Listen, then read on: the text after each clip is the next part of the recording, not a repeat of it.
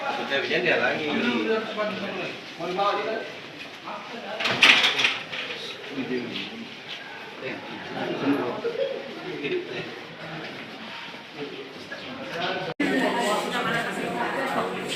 Oh, mulai. Ini apa proyekan ya? Proyek apa ya? Penyelenggaraan kembang api.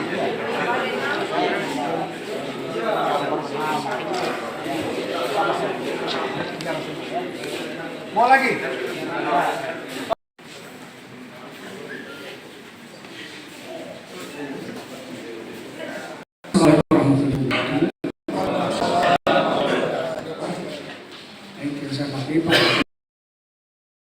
Pak Sutri.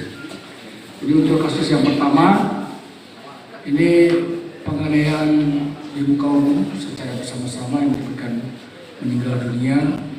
Ini dilakukan oleh kurang lebih 6 orang dan 1 orang diantaranya adalah di bawah umur. Ya. Saya akan katakan di sini hanya yang sudah dewasa. Ini berlangsung pada tanggal 31 Desember.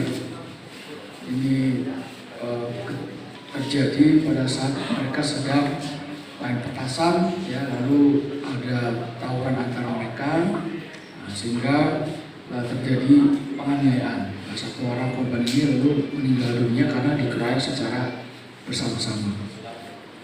Untuk pasal yang diterapkan karena memang pada saat itu masih di tahun 2025, jadi kami masih menggunakan KUHP lama, ya, jadi pasal 170 KUHP 351 dan 338 dengan ancaman hukuman maksimal 15 tahun penjara. Yang meninggal ikut tawuran juga atau mereka tegur yang lagi main atau bagaimana? Beneran ya, ini tengah-tengah lagi temenin pacarnya jual makanan. Kena tembakan kembang api dan balas royok. Pak, ini juga mesti disampaikan kepada masyarakat bahwa terkadang yang tawuran itu yang kena justru bukan yang lagi tawuran, tapi yang kena orang lain terus membalas, malah justru dia jadi korban.